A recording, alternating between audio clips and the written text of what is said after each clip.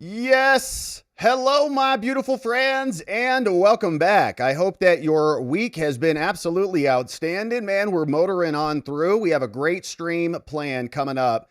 An exclusive report from Real Clear Politics that has now dropped with a very explosive headline that Trump's own appointees aided a plot against him. And this was all over X today. 47 people reposted just that I'm following. And it's actually a little bit of an older article that's capturing a lot of attention. It's over from Real Clear Politics, and we're going to run through it because there's a whole laundry list of bad hombres in here, including John Bolton and, of course, many others. Mike Pompeo, remember him? He's coming up. Gina Haspel over at the CIA, and the list just goes on and on. A very nice report, so we'll go through that just to set the foundation on the other bad hombres that are out there. And Jim Jordan today sent a subpoena over to one of them.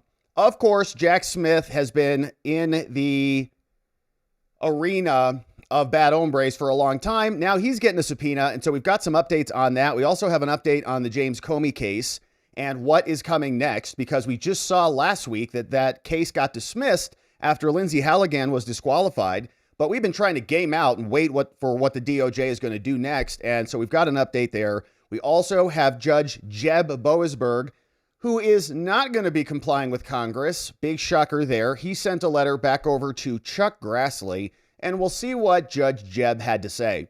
Then we'll turn our attention to the DOJ. They are now suing 6 blue states who are refusing to turn over their federal election records. And the law says they've got to do that. They're not doing that. So now they're being sued. Harmeet Dillon, over with the Civil Division, is going to be taking the lead on that. We've got the update from the DOJ, and I have a couple of lawsuits queued up here. They sued Delaware, Maryland, New Mexico, Rhode Island, Vermont, Washington, and others, but you can see we've got 2 of those queued up, so we'll see what the highlights are. Elections are so consequential, man. And the Democrats have done a good job of rigging them against the country, really, by enabling illegal aliens to come in, reapportion entire seats to them, and then give them driver's licenses so that they can vote. Now, when the feds say, can we see your list? They say, whoa, no, you can't. We say, well, we think illegal aliens are voting on your list. They say, no, they're definitely not. Oh, they're not? Can we see? No. Well, how can we tell that they're not voting? Okay. So now they're getting sued, and we'll see what's going on there. Then we can turn our attention to what's happening on Epstein Island, because we got some new information that dropped today. First of all, Ghislaine Maxwell and her attorneys responded, so we'll see what they said. Very short letter that they sent back into the court in the battle over unsealing those grand jury materials, so we'll see what she said. And then the Democrats came out today, and they released some new photos and some new videos from the island, and this is pretty interesting because they gave us this list here, which is, of course, redacted. But our friend James O'Keefe, he made a video today explaining what is behind these redactions. And so we'll cue that up as well. But we'll go through all the materials that they released. It's not a lot. You can see this is the Dropbox file here. We got some photos. We got some videos. We got some statutes. We got some other things that are happening here, statues that are happening here. And so we'll go and see exactly what's happening on the island, of course, and see what's going on there. Then, I hate to break this news for you, but apparently Jasmine Crockett's broke. She's got a lien out there on one of her properties for a luxury Dallas condo, $3,000 lien. She can't afford it, man. She's a congresswoman or whatever she identifies as. And can't pay her bills. So now she's got a lien on the property on the west side. You're kidding me.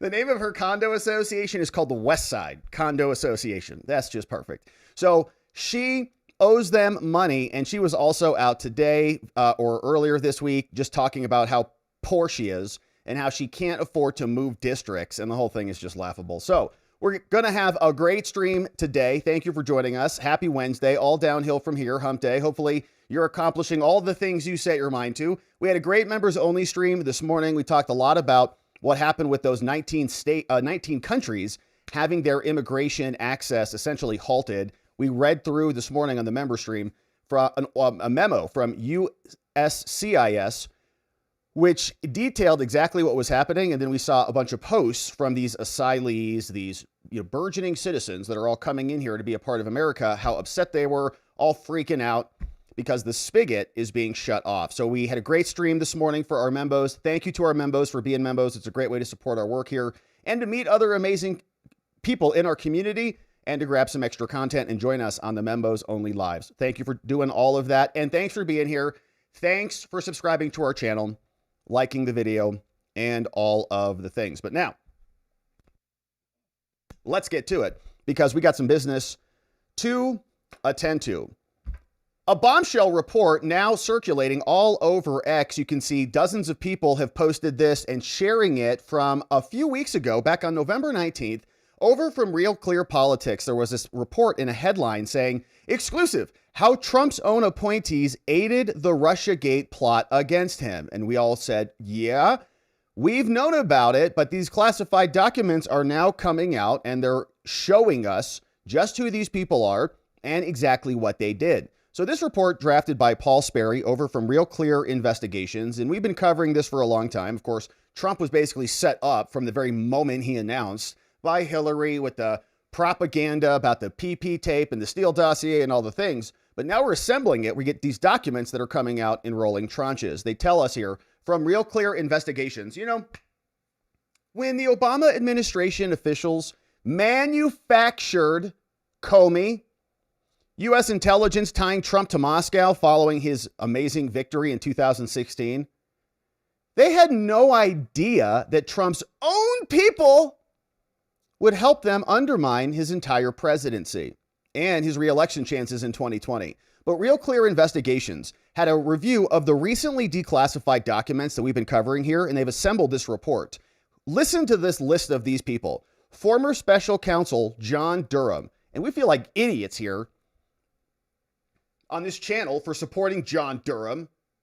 I remember making thumbnails like years ago, like John Durham is going to be so great and tough and go find all the bad guys. Then we read his stupid report and we had to go look ourselves in the mirror and say, do better next time. John Durham. Also, John Bolton, who was texting his family members classified materials and sending himself classified documents to his AOL account, the National Security Advisor, who then had his entire account hacked by the Iranians. Great job, John.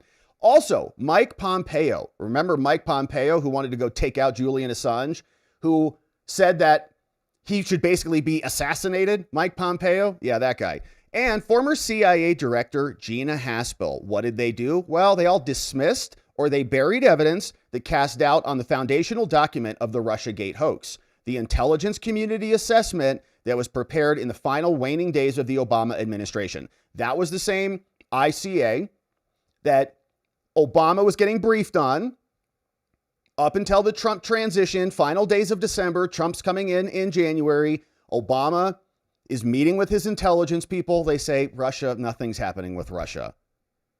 Then suddenly something happened. They pulled the presidential daily brief off his desk. He didn't read that one. Then they came in the next day. They said, we've got this new intelligence. And then Clapper, DNI, said, per the president, we want to open up a new investigation into Russia. And they all knew, because Comey wrote it in his handwritten notes, that Hillary Clinton was setting the whole thing up. And so then, that was before Trump even got in. Then Trump gets in. All these people get appointed. They're supposed to be friendlies, okay? And the reason this is so important is because is this happening right now? Do we have MAGA moles in there undermining the mission? Probably. But all these people then come in, and the evidence of the scam and the coup that they tried to execute upon the population of our country, they covered it up. Durham, who was appointed by Bill Barr, stopped the declassification and the release of key exculpatory evidence that would have debunked the ICA right on the eve of the 2020 election. Okay, they were all in on the cover-up.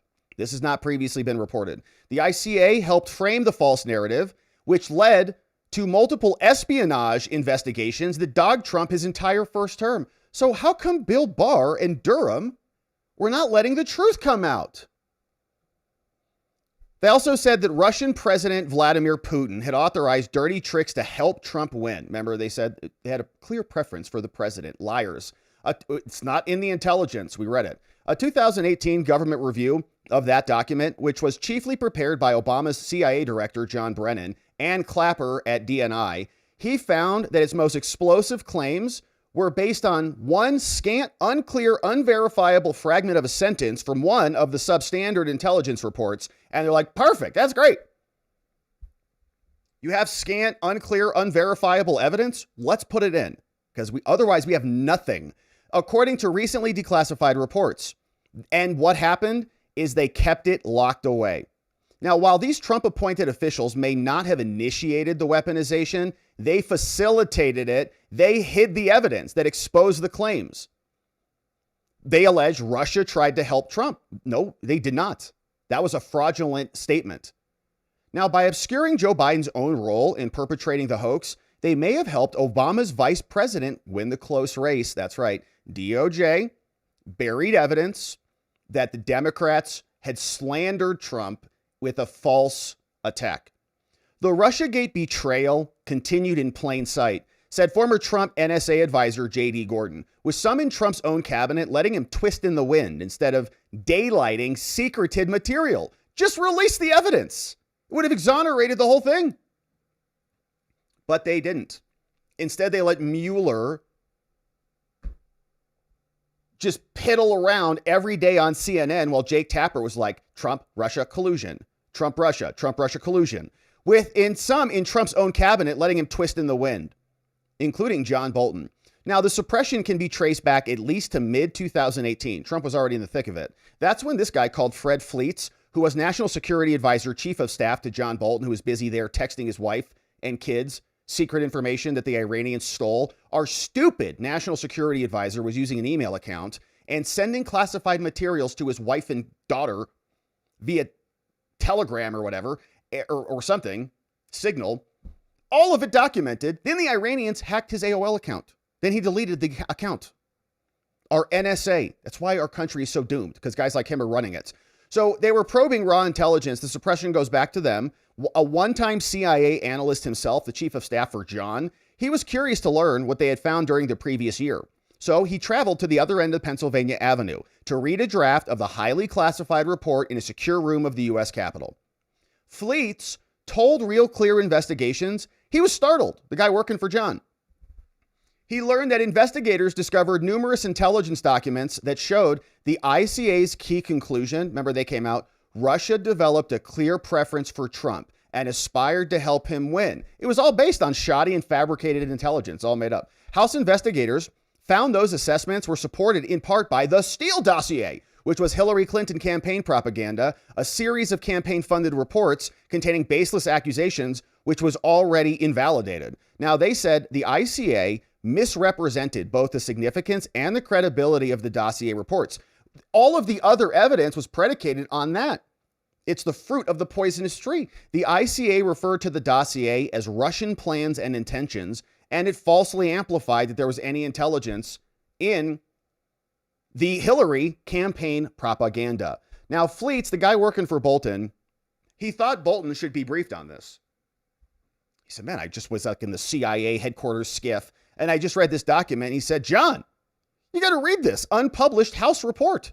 It undermines what the media is saying right now. They're saying Trump and Moscow colluded. They said it constantly. And these are the people who scream at our side, you guys will never accept the results of the election.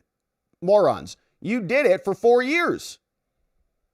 Trump won. Hillary was sitting there giving her stupid speeches like, you can do everything, with a little microphone, like a little troll in her blue outfit. Remember that one? And they can steal it from you. Like, get over it, Hillary. You lost because you're a terrible candidate. You can't even stand up. They threw you in the side of a van like a side of beef. Had colluded during the 2016 election. They couldn't let it go. Every day on CNN, there's the whole song. Trump, Russia collusion. Jake Tapper. It's a great song. Says when he returned to his West Wing office, Flight sat down at his classified computer, wrote a synopsis of this, said the whole thing's a fake scam. John, do something about it. But Bolton didn't tell Trump. He didn't do anything with it, said Fleets. He never told Trump. I never heard anything about it again. like key critical evidence that should have been released immediately that would have exonerated the whole scam.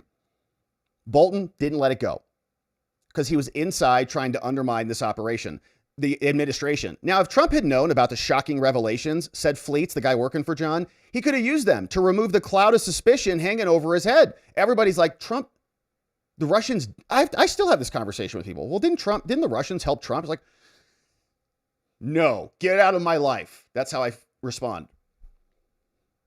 Bolton, who is facing unrelated criminal charges for mishandling other classified documents, and his lawyer, they didn't respond to a request for comment because he's being indicted now. Mike Pompeo, remember Mike? One of the snakiest dudes ever, who must have taken like 100 jabs of Ozempic or something because he lost a ton of weight. Now, what Flights did not know at the time was that the CIA was also hindering the House probe of the ICA. Well, because the CIA was involved in it, yeah. So as Trump's first CIA chief, Mike Pompeo, who wanted Julian Assange assassinated, was skeptical that his predecessor, Brennan, also a corrupt monster, had gotten the Russia intelligence assessment as wrong as he was hearing from the autopsy conducted by the Intelligence Committee. So we showed him a draft, but he didn't believe it. He said, we have to be wrong on a lot of this stuff, said another person called Derek Harvey. He said, so we showed Mike Pompeo in the Trump administration, hey, Mike, John Brennan's a lying hack, all right? He says, well, let me see this. Well, I mean, it looks pretty good to me. No. John Brennan said it kind of rings true. Okay, he said it kind of rings true, and which means it's not, it was not true. And he said that the CIA didn't approve this report, but the CIA analyst who wrote the report said that he did approve it and he wrote it. And he detailed the entire conversation that John Brennan had said, and then we got the other email from Clapper. Once the FBI and other intelligence communities were objecting to it, Clapper sends the email back. He says, hey, stop your whining. This needs to be a team effort. Okay, so just shut up and sign off on the document because we got to turn it in as a team effort. Some things you have to just play on board. All of that. They show that to Mike Pompeo, who's working in the Trump administration. And he says, well, I don't know about this. We're the CIA, Nothing happens. As a result, we didn't get a lot of cooperation from Pompeo. Multiple attempts to reach Pompeo by email and phone at his new job as senior executive of the Center for Law and Government at Liberty University in Virginia. An advisor, here's this too. Advisor to Ukraine's top defense contractor called Firepoint in Kyiv were unsuccessful. Honestly, this is traitorous behavior, okay? If you are working for the president, you have an obligation, you have an oath, you have a duty to do your jobs. And when you get evidence like this that is clearly within your jurisdiction that the president should and needs to know about, you're violating your oath. You're doing a disservice to your country because you're too busy working for the institutions of the CIA and Ukraine, okay? The military-industrial complex. These guys are traitors, in my opinion. So Gina Haspel says, Pompeo's deputy at the time, remember this name, Gina Haspel, who appears to have played a much more active role in drawing a veil over the information. Yeah. A veteran CIA official, CIA's a dump. Pompeo had put in charge of most of the day-to-day operations. Think of her like Merrick Garland's Lisa Monaco. She apparently didn't appreciate congressional staffers investigating the agency's spycraft that went into the highly classified and restricted version of the ICA, which was fake. Sources told Real Clear Investigations she made sure the investigators' on-site examination, which spanned from 2017 to 2020, was closely monitored and tightly controlled. The House investigators, they had to be cleared. They went into a read room at Langley each day to examine the records the CIA used to support the ICA. And they were forced to lock up their laptops and materials when they left at night. Now, Haspel didn't even allow them to take even their notes out of their workspace there. They couldn't take anything out of the building. Now, another Intelligence Committee source familiar with the operation said the investigators suspected the CIA was, quote, spying on committee computers back at the Capitol. So the Congress goes over to the CIA to do a little overseeing of them. In the meantime, they're like, oh, perfect. They're not at their desk, so why don't we go hack their machines? They reported back to the then committee chairman, Devin Nunes, that the CIA had tampered with their computers. The agency forced them to use their draft their report inside the headquarters, maybe bug them so that they could read them. And this was only after they were denied access to any of the computers in the first months of their oversight investigation. Sick. Now, deliberate technical modifications to the CIA issued computers made the machines unstable and unreliable. So they're like, yeah, why don't you just give them that Pentium 486 from 1999? It's got a 14.4 baud modem. Just let them use that. They can access the files. It's an iMac. Yeah, it's an iMac from 2002. It's a blue one. They'll have fun with it. Computers made the machines unstable and unreliable, and it was basically obstructing their probe. Yeah, because they didn't want the truth to come out. They protect their institutions. The CIA was running an operation, and they don't want the truth to come out. So the report, which was obtained by the RCI, Real Clear Investigation, who wrote this report, they added, peculiar machine glitches cause lines of text to appear fuzzy. Can't read it. Forcing restarts to correct and sometimes resulting in lost text or footnotes. This is our government. They can't even get you a functioning workstation. The investigators repeatedly requested proper computers for their review. They said, no, we're out of money, sorry. They were also denied software tools that would have allowed them to actually search the things. Thousands of pages of intelligence reports relevant to this were only available in paper form. The staffers had to comb through thick binders with broken rings and missing tab dividers. I hate that. Somebody from the CIA went in to all of the binders, and you know those little things that like they clip together like this? Somebody just went in, he grabbed each side and he just went, Nyeh! And so they all close like this. Okay, they're supposed to close like this, but they close like this now. And so now every time you turn a stinking page, it gets hooked right on this one. And you want to burn the whole library down, you know? Pompeo and Haspel also placed restrictions on the access to Brennan's 5 hand-picked authors of the ICA. And remember, the way that they did this thing is they compartmentalized it. So certain people wrote certain portions of the report, and you couldn't see the other portions of the report. And they would say, well, we'll tell you what they said. Okay, so what did they say? Can you see it? No, not yet. It's got to be compiled into the final report, but I know. And it's like, has all the hallmarks of Russia. Yeah. So then they assembled them, and nobody really knew what the hell was going on. It took nearly 5 months for committee staff to be allowed to interview the ICA authors. Now, committee spokeswoman called Leslie Byers told RCI, quote, just getting interviews with the drafters of this document was a massive battle with the CIA. Further makes the point, like, why is Pompeo making it so hard for Congress to go in and investigate a corrupt attack and smear against his boss, the commander-in-chief, President Trump? Why does this happen? Just release open them up. Yeah, here's their evidence. It was a Steele dossier. Like, why do we have to fight for it, lose an election, have to come back, win an election again, get Pompeo out of there before we start to get some evidence of this? Kash Patel, Dan Bongino, Pam Bondi, it should have just been like, oh, they should have dumped the files out the window, right outside the Capitol, right on the lawn of the White House. And we could have all just gone rummaging through them. You know, get the point. I prefer them scanned and nicely organized for the internet, but you get the point. Why are you obstructing? You work for President Trump. This evidence, and the American people, but this evidence exonerates President Trump. You'd be a hero. How come there, Mike? Why obstruct if there's nothing to hide? Now, in May 2018, Trump appointed Pompeo as Secretary of State, which was a disaster, and named Haspel as his replacement. Great. So then Haspel came highly recommended to the job. She was supported by many intelligence community veterans, including John Brennan, who's a criminal in my opinion, for whom she worked as London Station Chief and Director of CIA Operations. Before her 2018 confirmation hearing, John Brennan, who was facilitating the scam, the Crossfire Hurricane collusion hoax, Brennan was in the room. He comes in and says, you know who's going to be great for this role? Gina Haspel in the Trump administration.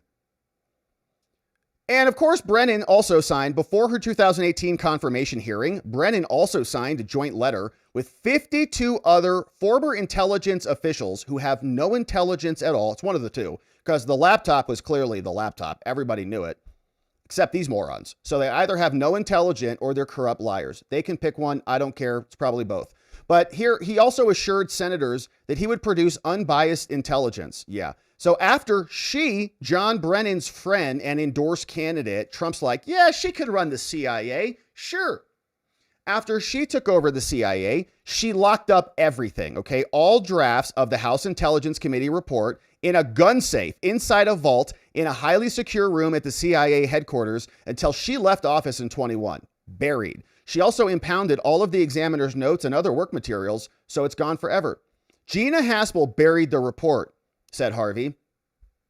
Knowledgeable sources also say that before Haspel left, she demanded that both Bill Barr, she's running the CIA, she's like, you guys better do this. I'm running the country now, just so you know. She demanded that both Bill Barr and John Durham, who bent the knee to her, kept the report classified and not release any part of it before the 2020 election because it would have exonerated the president. All of the Russia collusion stuff that had been brainwashing many Americans for years, it would have reversed a significant portion of that. So the CIA, once again, was involved in rigging the outcome of the election because Gina Haspel buried evidence that should have been out and available to us. It was the CIA orchestrating a coup. We demand to know about it. In 2020, Gina Haspel was running around with her hair on fire saying it should never see the light of day, said someone. I still can't believe that she was President Trump's CIA director. It's totally insane. She wasn't Trump's CIA director. She was John Brennan's. She was the agency's director. Fleets, the guy working on this for Bolton, described her efforts to block this exculpatory information as literal insubordination of a U.S. president. Yeah, your job is to go in and find the cover-ups, find the corruption, root out the bad actors. Oh my gosh, you just opened this door in this closet. There's all this evidence that shows that they're liars. You have a duty to bring that to the president. And if you're not, that's direct insubordination. She's fluent in Russian. She has long been an expert on the Kremlin and staked out hawkish positions that ran counter to many of Trump's policies, working against them openly. Now, it's not clear if Haspel contributed to the ICA, the fake report that they were using to try to stop Trump from taking office. But in 2016, she was the station chief in London, where she assisted Russiagate investigators, including Peter Strzok. Peter Strzok, one of the FBI lovers, who was texting Lisa Page, "We'll stop him, baby. I love you." And then is such a pathetic baby that he blocked me on X at the slightest mention of criticism because he likes to live in his former FBI bubble with the rest of the cowards. She reportedly approved his travel to London to meet with another diplomat, Alexander Downer, you know that name, who claimed Trump campaign advisor George Papadopoulos, who was running his mouth, told him the Russians had dirt on Clinton. Haspel gets briefed on the matter. That became the basis of Crossfire Hurricane, and it targeted everybody. Then they went and spied on his campaign. Haspel was also in London during the so-called bump ops the FBI ran on Papadopoulos and Trump's national security advisor called Michael Flynn, where the Bureau used longtime CIA asset called Steph Halper to try to catch them as having possible compromising contacts with the Russians. Now, multiple attempts to reach Haspel, again, were also unsuccessful. She is a new job as the chair of the CIA Officers Memorial Foundation. CIA also should be eliminated. A source familiar with Haspel's thinking said she objected to releasing the report, debunking the intelligence report, because it might reveal sensitive intelligence. What? That Hillary's a liar and you guys all tried to coup America? Though its recent release proved no national security interests were harmed at all. We've seen the evidence. Are we all dying now? Are we all melting in a nuclear holocaust? I don't think so. So she was covering it up because the CIA was involved in trying to rig an election, okay, and trying to run an operation on the American populace such that Trump would not be seen as illegitimate. Remember, the report came out before January 20th. I think it was January 6th or 7th. So if they could have created enough effort, enough, canceling the election and something, then Trump wouldn't have taken office. And he did, of course, take office. And then they still used it to try to remove him from office. They impeached him on the basis. They went after Jeff Sessions. It dogged his whole DOJ. They had to deal with the Mueller investigation for years. And the entire time, the media was lying about them. Trump-Russia collusion constantly. And Gina Haspel is a treasonous person who was allowing it to go on, and a coward and a backstabber. I mean, how can you do that to your own? Trump, you're in there. You're supposed to follow a chain of command. You work for the American people who put him in here to fix these things. She didn't do it because they're coward traitors. John Durham says, nevertheless, John Durham, remember him? We're like, yeah, John, look how tough he looks with his mustache. made us look like idiots, says, as Trump's first term drew to a close, there was one more opportunity to expose the Obama administration. Ironically, that was forestalled, right? And man, if they do a special counsel on any of this crap again, I'm going to be so mad. If they come out like, we need a special counsel for James Comey or somebody, so they can appoint John Durham again, and we can all waste our time waiting. When is the report coming out? Oh, John Durham, look at, he's walking into another building again.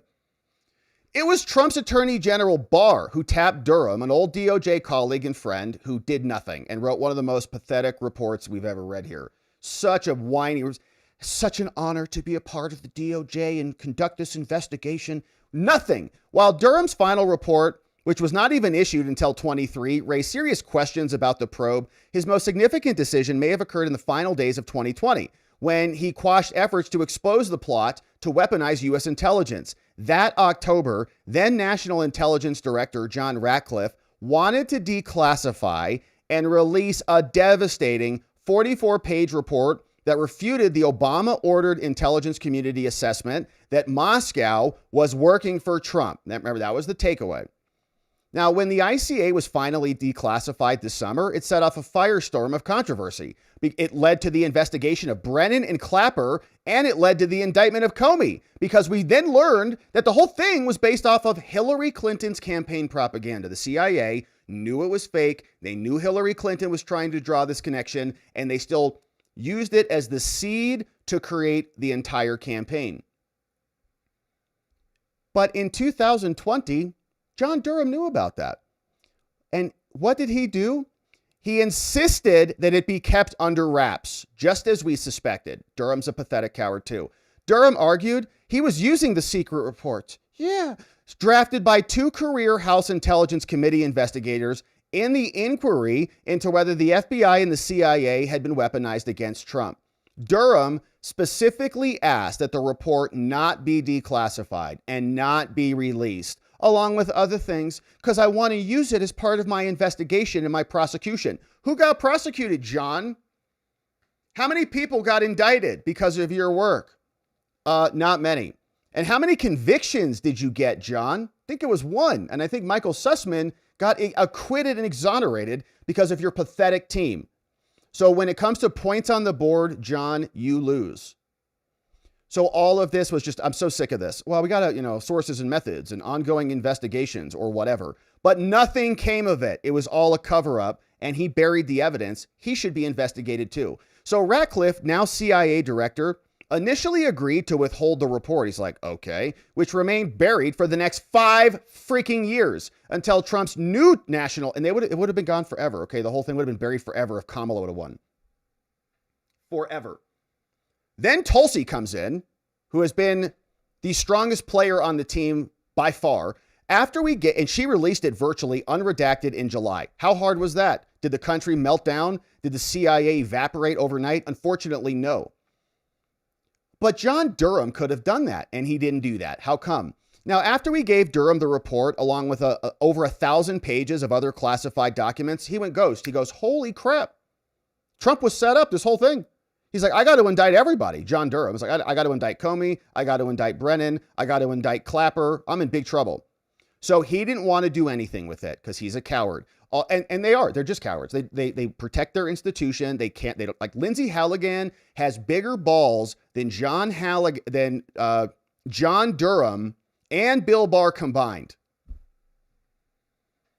Although Gabbard's release of documents makes clear that the ICA was a foundational document, okay, it was the basis of all of the scam, Durham all but ignored it, didn't even talk about it. In the final report on the scandal, outside of a footnote on page 7 that cites it, it states, see also intelligence community assessment. There is no mention of the ICA anywhere else in his 316-page report, even though it was the basis of the entire scam. Nor does it appear, because it was a cover-up. John Durham was a mop-up cleanup crew. Nor does it appear in a recently declassified appendix to the report, even though Durham had interviewed 2 Obama officials responsible for drafting it, Brennan and Clapper. He interviewed them. One former senior intelligence official said, I have no clue why Durham left it out. We do, because he would have had to indict them. And he was a coward. He is a coward. Attempts to reach Durham for the comments were unsuccessful. Yeah. The declassified ICA is now being used as evidence in criminal probes of Obama-era figures, including Brennan. And Barr and Durham couldn't do it because they had to protect the government. And stopping Trump for them was way more important than getting justice for Brennan and Clapper and these other people who are just public servants, just like Barr. Because if they get prosecuted, Barr's like, I'm next, dude. And if Barr's next, then maybe Durham is too. Like we're all responsible for the status of our institutions. Now, there was also a flurry of grand jury subpoenas. Peter Strzok, Lisa Page, other Obama-era officials who all belong in jail. Durham's decisions are still influencing the debate. Washington media are skeptical prosecutors will find anything incriminating because they maintain that Durham already plowed that ground, right? Durham said, no. Should we look over here? No. I already investigated. Durham did. No, he didn't. However, Trump officials have come to doubt that Durham conducted anything. They didn't investigate anything because he was just twiddling his thumbs on behalf of Bill Barr, who said, go clean this up. So they note that Mueller and his prosecuting staff found no evidence of a Trump-Russia conspiracy, but they still dispatched FBI agents to go harass everybody. They got grand jury subpoenas. They went after phone records. They demanded additional documents be provided. They were prosecuting people. Now, Harvey says the CIA engaged in a conspiracy to fabricate intelligence against Trump. They were all in on it. They were effectively running an intelligence op targeting his campaign and the presidency and America like traitors. The ICA was a key piece of the conspiracy, but it was used as a pretext to pursue and get warrants and pursue investigations of Trump and his advisors, and it crippled his entire administration. Now, a month after Trump defeated Clinton, Obama ordered the CIA and others to go find something that showed that the Russians tried to hack this thing. Obama ordered it from the Oval Office. Comey was there. Brennan was there. They were all in, and they kicked in doors of J6ers for 4 years and arrested them for an insurrection. This was a coup at the highest level. And they're all running free. And our current DOJ and FBI are talking about, 10% reductions of urinating in public crimes, which is great. Nobody wants urinating in public. That's great. But we want justice for these traitors. Within just 3 weeks, the CIA came up with new evidence. You need more evidence, Barry? Let's go find some. They came back out. They said, yeah, you know what? Putin personally launched an influence operation. Yeah, to help swing the race for Trump. The publicly released report, which helped Obama and Clinton explain her shocking defeat, it hid the fact that this new report was based off Hillary Clinton campaign propaganda that was fake. Career intelligence analysts objected to using the dossier, but Obama's top spook called John Brennan, he overruled them all. At least one senior intelligence analyst, now a whistleblower cooperating with the DOJ, said he was threatened by superiors. You sign this or you're in big trouble. We're the CIA and the FBI, so get on board or else. Now, the whistleblower who worked under then DNI Clapper, who was also a big coward, he couldn't even send the email himself, he had his assistant do it, also said he reached out to the special counsel Durham investigators. He said, hey, John, I got a bunch of evidence, man. They were manipulating raw intelligence. But John Durham said, who's this? Oh, you've got evidence about a conspiracy? Yeah, we'll call you back. Goes right in the shredder. I likely had information relevant to ongoing criminal investigations, but John didn't want to talk to them. Yeah. So they tried to make it seem like Trump and Putin were working together, but there was no evidence of that at all. If you read the report on the ICA, which we have, both Brennan and Clapper come across as the real malign operators. It was an operation. It turns out both of them knew Hillary had the whole thing going. Now, of course, Brennan and Clapper didn't return any requests for comments, but John Bolton's chief of staff says they rigged and they politicized the intelligence. And that was obvious to anyone that read the report. That includes Bill Barr, John Durham, John Bolton, Mike Pompeo, Gina Haspel, and many others who were working for the president. I mean, it's just like such a backstab. It's such a betrayal. Like, you owe your position to this man, and you're not even going to support the cause, then you should just get out. You're a coward and just a pathetic excuse for human beings. And that's what I think of these people. So hopefully we get the DOJ and the FBI to continue to investigate this stuff, because we want justice for what they had done here. charge them, make them explain themselves. But why were they obstructing presidential orders, presidential directives that would have helped the country understand the truth about what the Democrats did? It's because they were running an operation to stop Trump, just like they always are. So, great report from Paul Sperry. Awesome details inside. We're going to keep our eye on this one, of course. Thank you for subscribing and joining as we do whenever those indictments drop. All right. Yeah, good stuff on that one. Now, let's turn our attention to some of these bad people who are responsible for this, including this guy. Jack Smith now gets an official subpoena. There was a back and forth going on between Jim Jordan and the Judiciary Committee and Jack Smith's attorneys, and it continues, but now the Congress has said, we've had enough of this. Jim Jordan said, very simply, Jack Smith subpoenaed, said he's going to be coming in here for an interview, and if he doesn't, there will be consequences. Maybe after a couple of other letters, but hopefully then we get a referral over to the DOJ for contempt of Congress, and Jack Smith can enjoy 4 months in prison, just like Bannon and Navarro did. So Jordan sent this one out. We've also got Boasberg, who's getting ornery. We also know that the Comey prosecution might pick back up, but in a different way than we thought. But here is the latest from Jim Jordan. He said, all right, Jack Smith, you punk.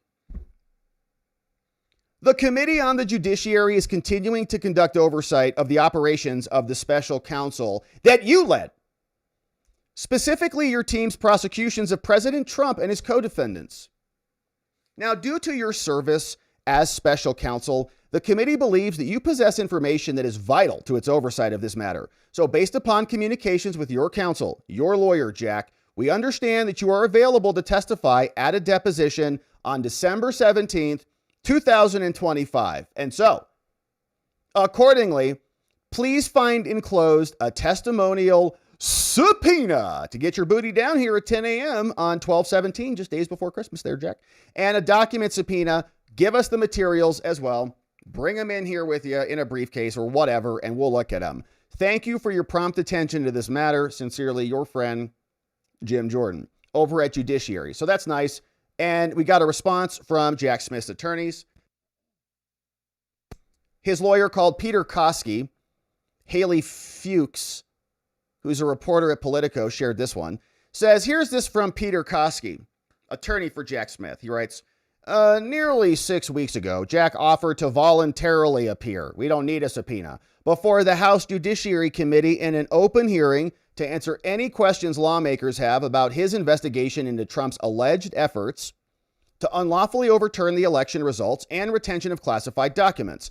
We are disappointed that offer was rejected, and that the American people will be denied the opportunity to hear directly from Jack on these topics. Jack looks forward to meeting with the committee later this month to discuss his work and clarify the various misconceptions about his investigation.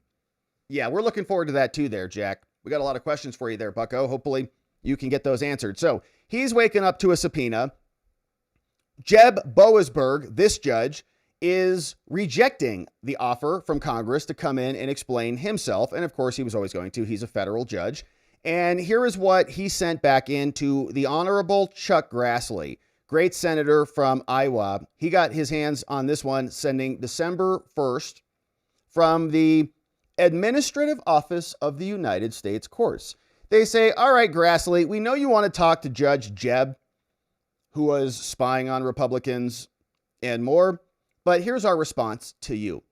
All right, Chuck, your letter from November 20th, it inquires about Jeb, Judge Boasberg, decision-making and his process about the issuance of non-disclosure orders, aka NDOs, in particular matters, and it's been referred to me. So you sent a letter to the judge. He's like, I can't talk about this. Administration, handle this for me. Now, as set forth in my previous letter back in November, it would encroach upon the separation of powers and okay, that's fine. You don't want to come testify?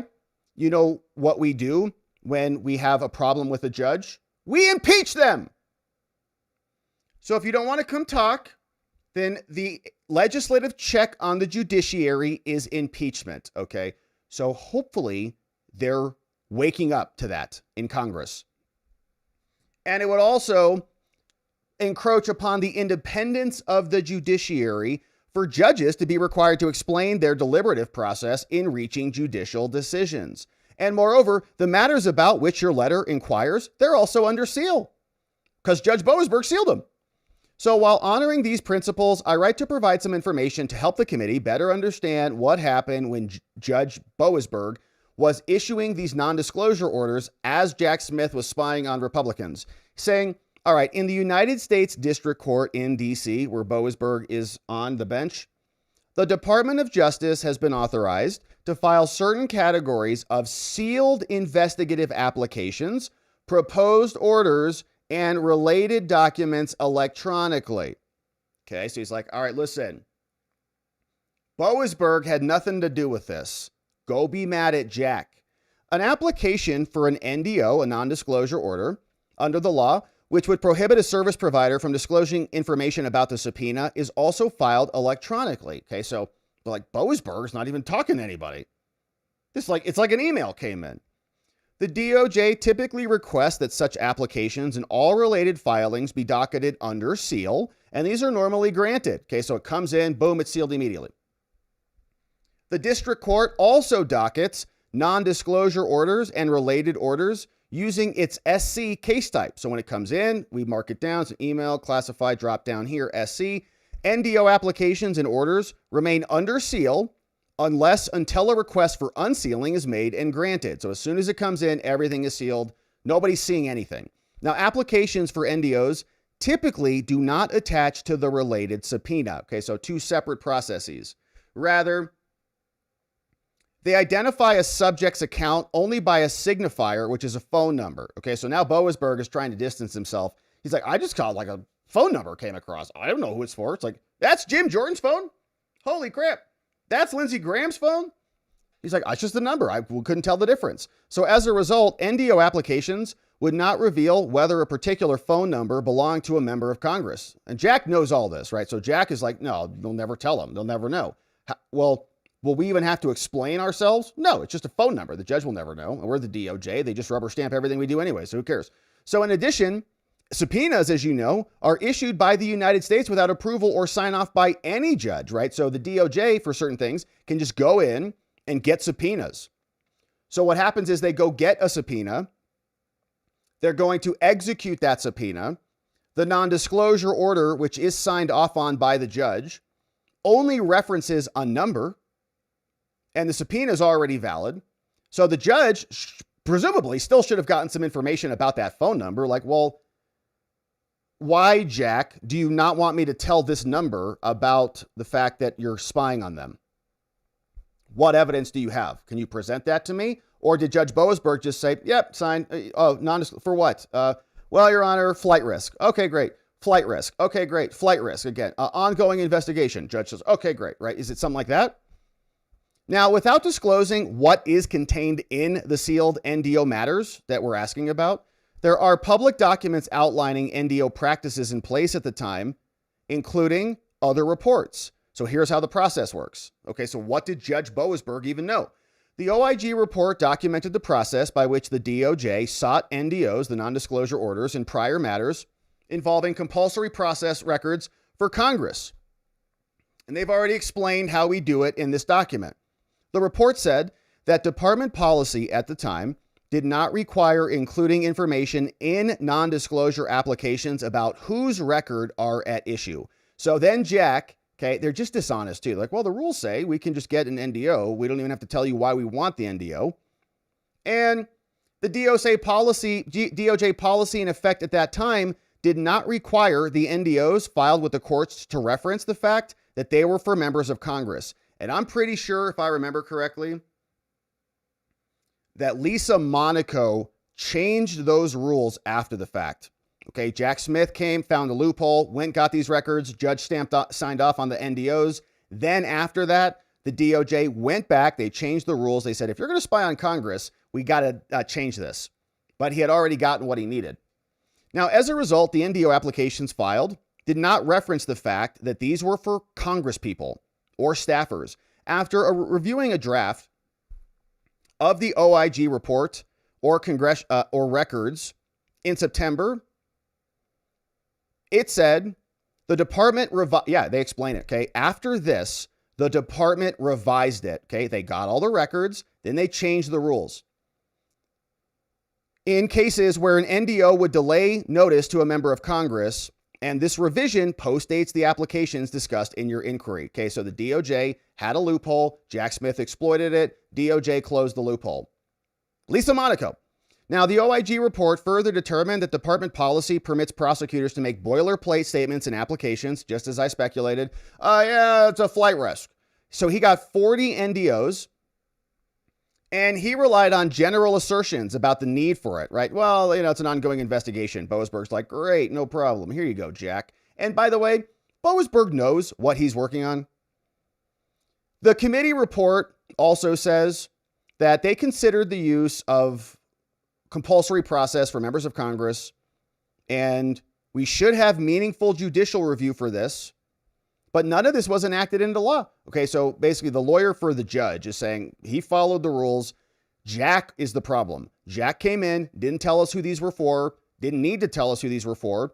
Boasberg knew what Jack was working on. So he's probably like, I don't know exactly what you're getting here, but you got it. Go have fun. Go hog wild. It's like, don't tell me.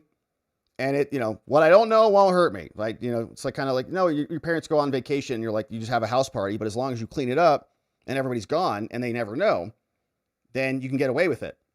So that was kind of like Judge Boasberg and Jack Smith. He's like, all right, Jack, I'm going to go away for the weekend. Don't have any parties in here. And Jack went hog wild. He had everybody over. It's like, a Diddy party. I hope the information provided is useful, says Robert Conrad. Robert, if I may be of further assistance to you, please let us know. Sent over, also copied to Dick Durbin over in the Senate. So that's from Judge Jeb. Looks like he's not going to be showing up, and he's blaming Jack Smith. He says, I don't know anything about anything. These came across my desk. I just saw a phone number. There was blanket statements in there about, well, it's a flight risk. He might destroy evidence, or he might undermine an ongoing investigation. And Judge, here, sure. How many? Oh, just 40? You sure? Don't need any more of those? Come in one after another, just signing them like clockwork. So we also see that there's going to be more developments in the Comey prosecution. So now we've got Jack, we've got Jeb, we've got Comey, and the cases were dismissed.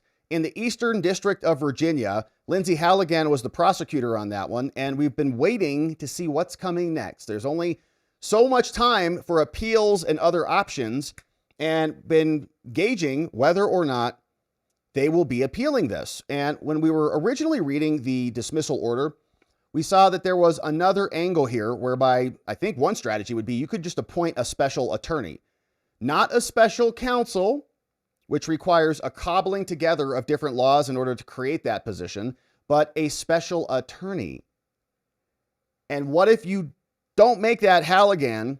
You just go find somebody else and you just impanel a new grand jury and you make the special attorney prosecute the case, which I think is a lot more legally sound for the time being. And that might be the direction they're going. NBC says that they're weighing charges against Comey, but not with Lindsay Haligan. So slotting her out, slotting somebody else back in. More than a week after the cases were dumped, the DOJ is now trying to figure out what to do. The Justice Department is considering taking the step without legal complications that were caused by Haligan's unlawfulness, which is obviously ridiculous. Now, they said back in November, Pam Bondi came out, and they said, we're going to seek an immediate appeal of this. And we all went, okay, well, where is it? And we didn't see it. So then a source familiar with the deliberation said yesterday, the department is considering seeking new, untainted indictments instead of pursuing the appeals. Now, I still think that the issue needs to be appealed because we need to decide whether or not the executive branch ultimately can appoint their U.S. attorneys or whether federal judges can. And I think that they'll be successful on that issue.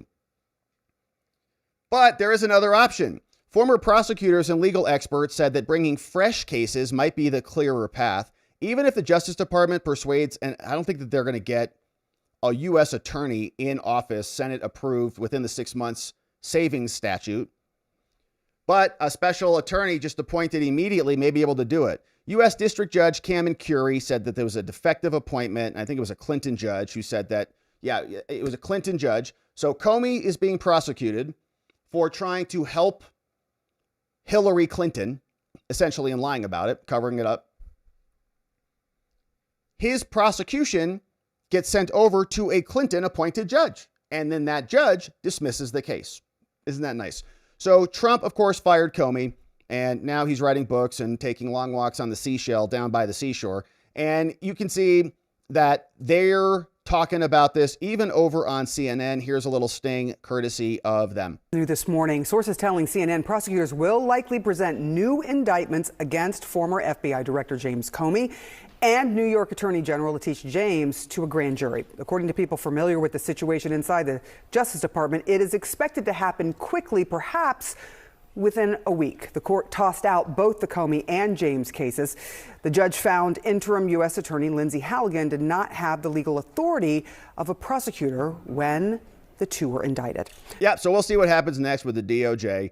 But Jack Smith getting subpoenaed, and we also see, sounds like he'll be there to testify. So whatever comes next of that, we'll see, and we'll keep our eye out for new indictments for Comey and Letitia as soon as the DOJ figures out what they're doing. But we'll be here to cover it. Thank you for subscribing and joining as we do.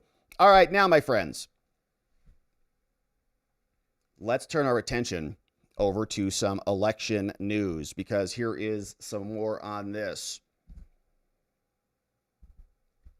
The DOJ Civil Division now unleashing 6 new lawsuits against 6 blue states for open defiance of federal laws. We've got election rules. We want to take a look at their list to make sure they're in compliance with the law, with the statutes. And here they are not. They are supposed to turn over their records. They keep telling us, no, there's no illegal aliens voting in our elections at all. Oh, really? Can we see your voter rolls? No.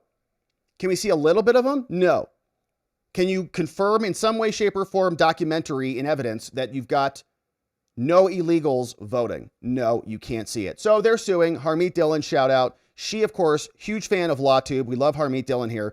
The Justice Department filed lawsuits Tuesday against 6 blue states. We've got 2 of them queued up: Delaware, Maryland, New Mexico, Rhode Island, Vermont, and Washington, accusing them of violating federal law.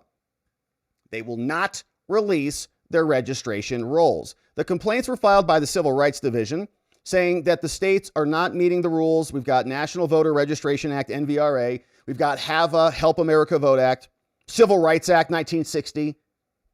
They're violating civil rights. Pam Bondi said that their refusal to disclose the lists undermined the transparency and the accountability that those laws were designed to guarantee. Explaining we need accurate voter rolls. They're the cornerstone of fair and free elections, and too many states have fallen into non-compliance. They're not even doing basic voter roll maintenance. And in some places, they're allowing them to vote. All you need is a driver's license. The Department of Justice will continue filing proactive election integrity litigation until states comply with these basic safeguards. And here's the announcement over from the DOJ. Today, 6 states sued. Pam Bondi, Harmeet Dillon leading it in, and 1 lawsuit, as you can see right here from Harmeet herself, coming in hot against Steve Hobbs in the state of Washington. And so just the highlights on these, but some background, of course, elections coming up soon, and we need to win them. Title III of the Civil Rights Act says, you have obligations. If you're an election official, you have a duty to retain and preserve all records. And it grants the Attorney General, also under Title III, sweeping power to go look at those records. Open up your books. Pam Bondi's here. She would like to inspect your list. Now, if the custodian to whom the written demand refuses to comply, so in this case, Hobbs, Steve refuses to comply, the rules say that a special statutory proceeding needs to happen, and the AG can conduct an investigation. The AG or her representatives may request a federal court issue an order to make them give us these materials. This is called a summary proceeding, and it happened in another case in 1963. All that needs to happen is Pam Bondi needs to come in and show that she made a written demand for records that are covered by the law. We don't need any factual foundation. We don't need any of this stuff. You just have to give us the files. That's what the law says. So, Judge, that's why we're here. This defendant is Steve Hobbs. He works over there in Washington. He is the state election official responsible for this. Now, this proceeding arises out of a DOJ investigation. They want to get to the bottom of problematic voter rolls. And the laws say you have to preserve them. NVRA requires each state to designate a chief official who's responsible for the records, requiring the state to conduct a general program that makes reasonable efforts. You have to maintain your list. If you're ineligible, you got to go. The NVRA also requires states to maintain, with exceptions not relevant here, all records about the implementation of the program. HAVA does the same. We need a single, uniform, official, centralized, interactive computer statewide voter registration list. Every voter needs to have a unique identifier, and we have a right to see it. Now, the U.S. Elections Commission, which is an independent bipartisan commission, writes reports on these things.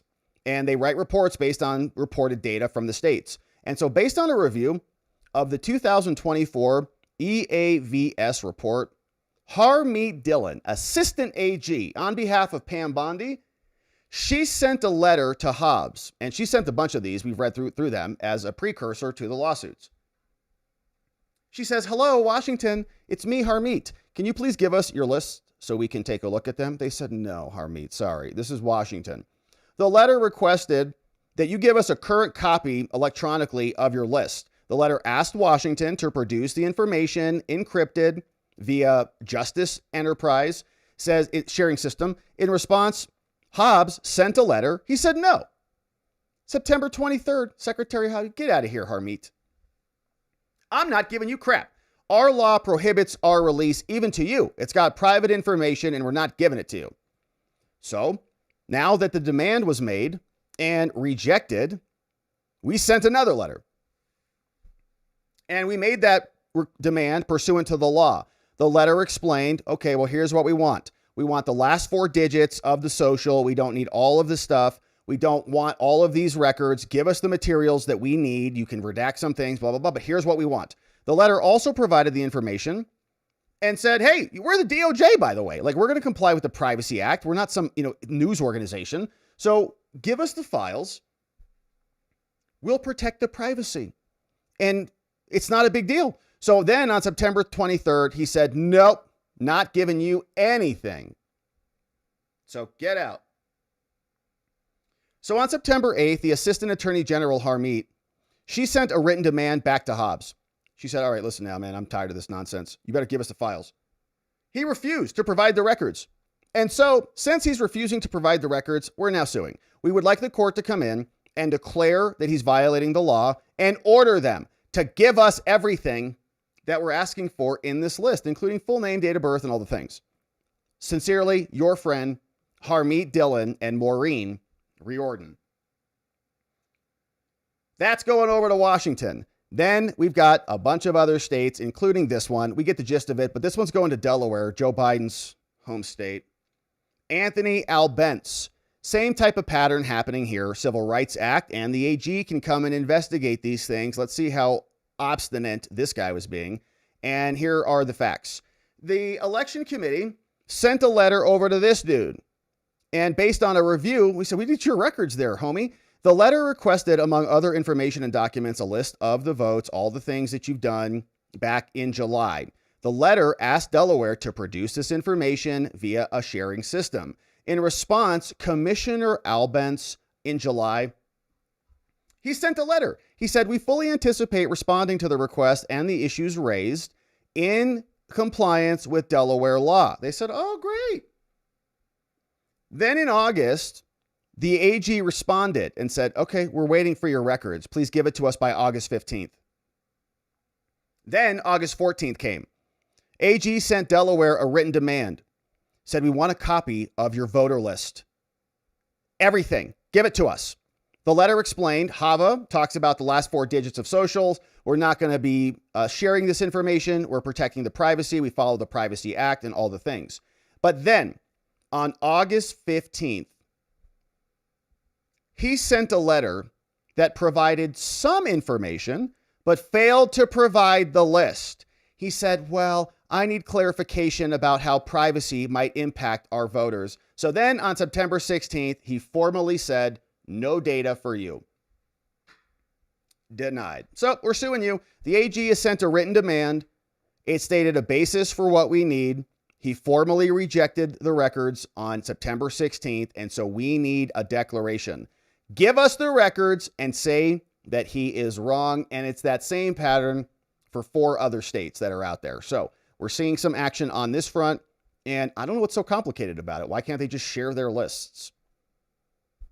It's because their lists are the scam. They have a bunch of fake people on there that are probably voting, and they don't want anybody to see. So sunlight is the best disinfectant. We're happy to see these lawsuits fly. And of course, these states will respond in court. But Harmeet said, if you're violating and defying federal voting laws, you're going to get sued. And that's exactly what she's doing here. We're not going to stand for this open defiance of federal civil rights laws. And if you have ineligible voters and people who are voting, that's diluting your vote. You have one vote, and it's meaning less and less by the day as they hand out citizenship to everybody. Here you go. Where'd you come from? Yeah, here you go. It's like taking a number at a deli. You're a citizen. You're a citizen. Constant. So we want to reclaim our election integrity. Thank you to Harmeet Dillon, #1 fan of LawTube out there, for leading the way on this one. All right, now, my friends, let's turn our attention over to the Ghislaine Maxwell case, because we got some photos to look at here. Maxwell responds to the attempts to unseal those grand jury records, and she's not really interested in having the whole floodgates open. But the Democrats did release some information today. We've got a Dropbox folder that they shared with us, and inside some photos from the island, including this interesting picture of a telephone with a speed dial list on there that they have redacted, but we know who's on the list. We've got some photos, we got some videos, some bathrooms, some outdoor scenes, some poolside stuff. We'll watch them. We'll go through them, see if there's anything interesting inside. But Maxwell has now submitted a letter back over to the judge December 3rd. Of course, this one's in the Southern District of New York. The Trump DOJ has already submitted demands to unseal the grand jury records based on the Epstein Transparency Act, which mandates that that happens. And the judge ordered Ghislaine, who's not dead yet, to respond to this and say, well, what's your position on it? Epstein's dead, so we're waiting for his estate to weigh in. But what about Ghislaine? Her lawyers have responded. They said, all right, Judge Engelmeyer, understanding that Trump has signed the Epstein Transparency Act into law, my client, Miss Maxwell, does not take a position regarding the government's request to unseal the grand jury transcripts and modify the protective order. Doesn't take a position. Come on. It's like you're not objecting, but in the next paragraph you are. At the same time, like, we're not going to take a position, so do whatever you want. At the same time, we're just respectfully noting that shortly she will be filing, Ghislaine, a habeas petition. Pro se. Releasing the grand jury materials from her case, which contain untested and unproven allegations, would create undue prejudice so severe that it would foreclose the possibility of a fair retrial should Maxwell's habeas petition succeed. Respectfully submitted, David Oscar Marcus and Melissa Madrigal, Maxwell's defense attorney. So in this paragraph, she is kind of objecting, and she's going to be saying, a petition for a writ of habeas corpus is what she's filing. So I'm being unlawfully detained, just like I think Kilmar filed one of those, or, all the illegals do. There's no basis for her detention. She's got a pretty valid conviction as far as we know. So we'll see how she does on that. But it's, I think, a fake excuse to say, don't release the files, because she's going to file this other thing that's a long shot. And so since she's going to try this thing, don't release anything. It's almost like Durham saying, well, I'm not going to release the report because we have an ongoing investigation. It's like, no, you don't. So you can file it. You're not going to win it. But that is a basis for not releasing the records, but we're not going to formally object. So we'll see what the judge ultimately does on that. But you can see Epstein also had a letter come in that dropped today. And here is what the executors of the Epstein estate had to say. On behalf of the estate, we write at the court's invitation to set out the estate's position on the motion to unseal the grand jury transcripts. Saying, in view of the government's commitment to make the appropriate redactions of the victim and personal identifying information, we take no position regarding the motion to unseal. That's pretty great. So they're not objecting. There's no on the record objection from Maxwell, no on the record objection from Epstein's people.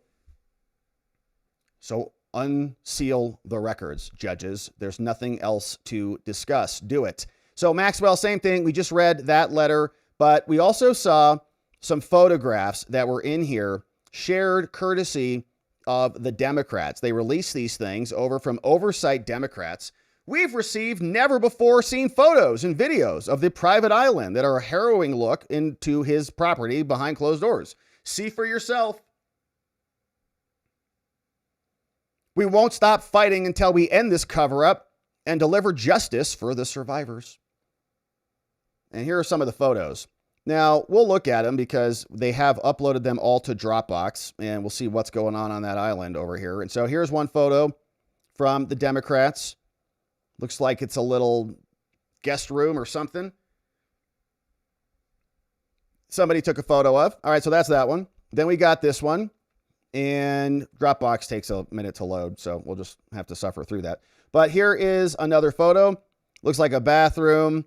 Everything, pretty orderly and clean from the photographs. Nothing stands out there. No pictures, nothing hanging on the walls. No,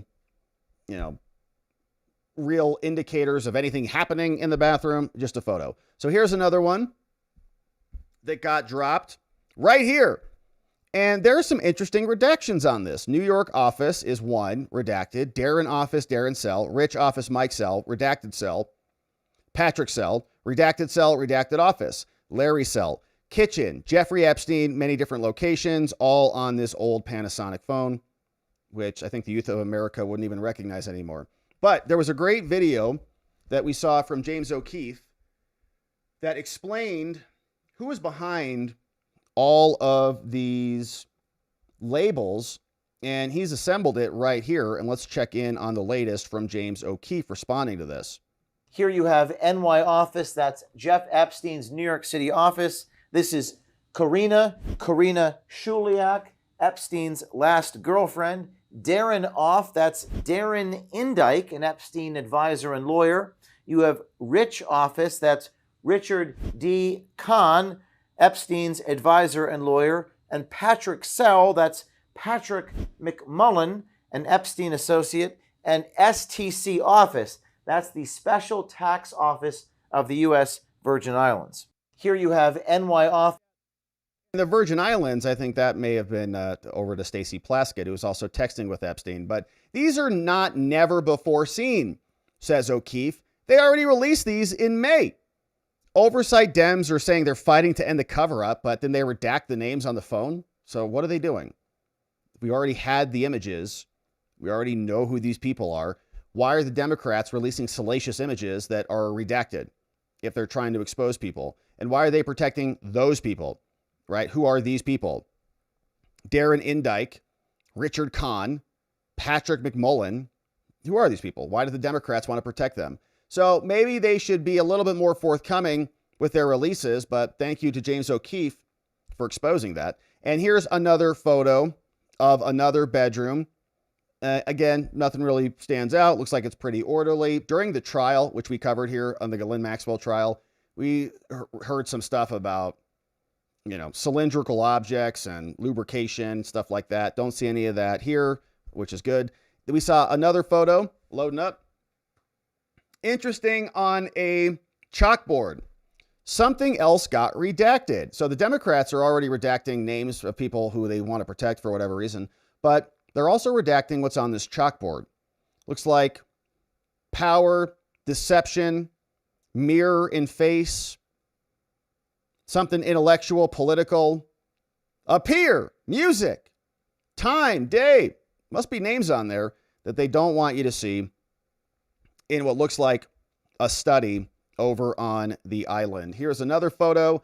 We can see this one is strange, and I could use some assistance on this one. Who are these people hanging off the wall? They kind of look like world leaders to me.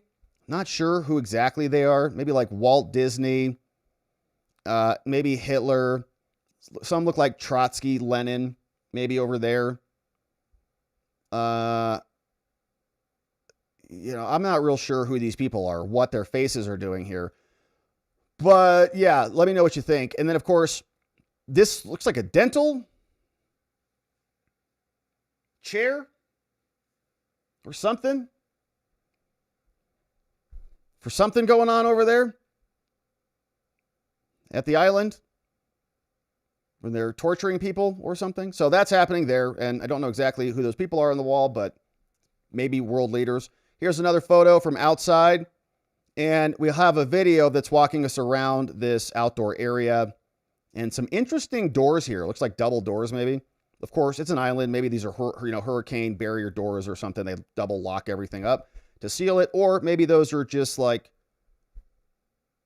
giant freezers where they store the bodies. Who really knows? But here's another image. It looks like maybe this was a PDF. Yeah, no trespassing right here. Private property, no trespassing on that one. We got a couple videos coming up. Here is, it looks like a steam room that got converted into storage once the pump broke, or it's a gas chamber for murdering the victims and throwing them overboard or something. But, or you can just wash the blood off the walls in the kill room. So that's there, or it's just a steam room. Who knows? Here's another image of the study. So you get a little bit more flavor for what was going on over there. Still, again, nothing really stands out. Looks like a very nice study. Interesting ceiling, like a open air kind of vibe to it, which I don't know if that's really appropriate for this room. But anyways, so big study, nice little chat area that you can see there. And here is a video from outside.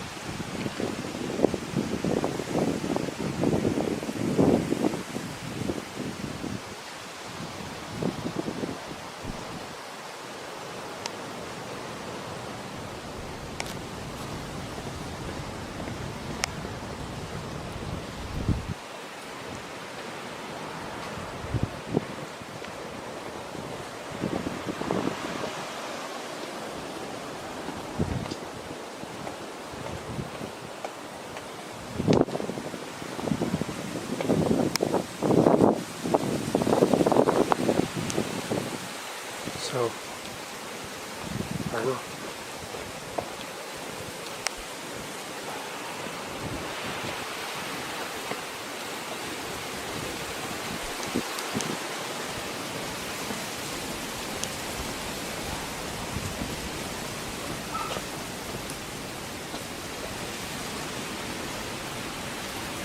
All right, so walking us around, let's just fast forward through some of this.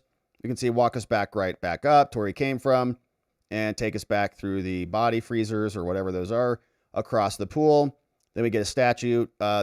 This dude right over here shooting an arrow. Okay, and that's the pool with the little, let's take a look at this pool detail. Is that, don't tell me that is that like an Arneson Navigator pool cleaner? That's not going into the skimmer, is it? Looks like maybe the tube is coming up. They don't even have a dedicated vac line. Pfft. Jeffrey Epstein. Wow, that's pathetic. So that's one video over here. Here's another angle.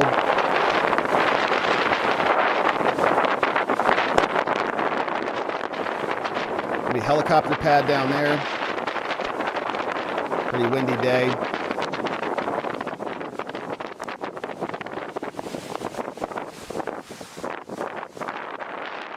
Maybe we'll get some answers on this skimmer.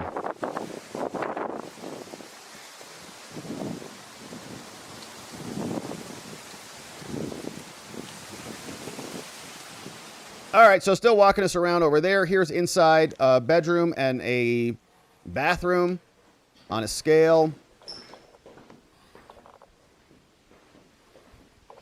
Walking us around the room. Little water bottle there for your guests. I think there was a scene in Dexter where somebody got murdered in a room like that. Here's another one.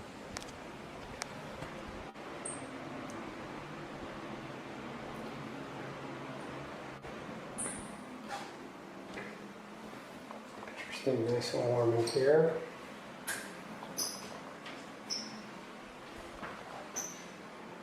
Uh-oh, almost got a selfie there. Didn't see him exactly, but almost got a selfie to see who that dude was right there. Who is it? Almost.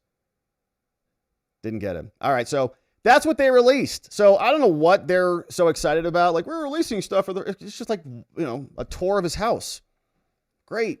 And you redacted the names that James O'Keefe had to release for you. So those are the photos that came down. But hopefully we're going to get some unsealings pretty quickly because we've got no objections from Maxwell's people. They're saying, well, kind of are objecting, but not officially. The estate's not objecting.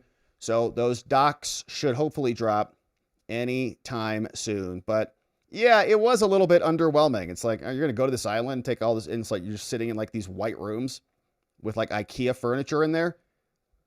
That's all you got for us, Jeffrey? Like, that's like, that's like a couple $100 at IKEA right there. Build that in an afternoon. Anyways, he wasn't really there for the furniture, we don't think. So we'll keep our eye on this one. We'll see when these files drop, hopefully coming soon. Thank you for subscribing and joining as we do. Now, one final, very short segment. Couldn't help myself. It's good. Jasmine Crockett is broke. Oh no. She's got a lien on one of her properties for $3,000 because she can't even afford to manage her own financial house. So I have an idea. Let's put her in Congress and then she can run finances for all of America. But the New York Post got their heads and hands on this one. Said, loudmouth Jasmine owes more than $3,000 on an unpaid lien against her Dallas condo, a luxury condo, which, quote, she continues to fail and refuses to pay off. Crockett was slapped with a claim of $3,000 by a West Side Condominium Association. She was very excited when she found it. She's like, oh, it's called West Side? She's like, I love Tupac, which blocks her from selling the property until that debt is paid off. Fox News first reported, records show that Crockett is in default in her obligation for payment of assessments and has failed and refused to pay despite a demand upon her to pay the association assessments. The Texas Democrat bought the property in 2014. The address is listed on her voter registration. The complex boasts spa-like features, wow, including a pool and a clubhouse, and is located in a gated community. And there's Jasmine. She was doing the Fifth Element opera singer, the blue-haired lady. She watched that movie with Bruce Willis, and she was really inspired by it. Crockett's office did not immediately respond to a request for comment. They make a salary of $174,000. Her most recent financial disclosures show she's got between $15,000 and $50,000 worth of student loan debt left. She's 44 years old, and she says, I might run for Senate. She said, I'm still thinking about running. We did get our polling back, so we're moving on the next phase to determine whether or this would make sense. To be perfectly honest, she said, the only reason that I'm continuing to consider whether or not I do this is because my polling says I can win. That's the bottom line. That's all she cares about. Doesn't care about her country or her constituents, just about winning. So Crockett teased that she would make a decision by Thanksgiving, though she hasn't given us any decision. She's got a decision coming up, deadline by December 8th. News of Crockett's lien comes weeks after she received scrutiny for splurging $75,000 in campaign cash this year at posh hotels and transportation in places like New York City, Las Vegas, San Francisco, Los Angeles, Martha's Vineyard, Chicago. Those expenses were including $5,300 to the West Hollywood Edition in Los Angeles, $1,100 to the Times Square Edition in New York City. I don't even know what those are. An addition? The $2,700 to the Edgartown Inn and $3,100 at the Cocoa, both in Martha's Vineyard. Wow. Just campaigning for her it's such a grift. And the Democrats will still vote for her because she's Team Blue. Crockett also took some $50,000 from her campaign coffers during that time for security, which she has publicly claimed is necessary due to threats she's received. So that's from Jasmine. Stuff is so hard for her that she can't even pay her bills on time. And when it comes to whether she's going to run or not, listen to this exchange with her over on CBS. So if I hear you correctly, correct me if I'm wrong, you're actually debating about whether to run in a different district than 30? I'm debating about whether or not I would run where they put me, which is where I live. Yeah. In 33? In 33. And was that, what about the idea of just moving back into 30? Again, on this fixed income that I am paid in Congress, the idea of actually buying a new home or getting, we don't get enough money. I mean, I'm being honest. And I know that some people may take issue with that because they talk about how much money we make. And I get it. It's not that we're obviously getting minimum wage. But by the time you talk about having I have a mortgage and I have an interest rate that is like 3%. Mm-hmm. Yeah, thank you, President Trump, for that, Jasmine. Interest rates are not that low anymore, right? That's number one. Number two, so it's a matter of, oh, do you sell your home, then go somewhere else and get a higher interest rate? Like there's all these variables. And as a single woman who has one income, who's not allowed to make outside income, there's a lot to be had there, I think. Okay, by the way, they can make outside income. So they do have a cap. There is a congressional pay cap, right? There's only a certain amount of money you should be making outside of your congressional obligations. It's like $31,000 a year. It's actually not a lot, right? So you can't, if it's earned income, then you can't keep it over a certain cap. So for example, like if you're going to go be a college professor and teach law or whatever, okay, you can't make more than 31,000 or whatever the numbers are.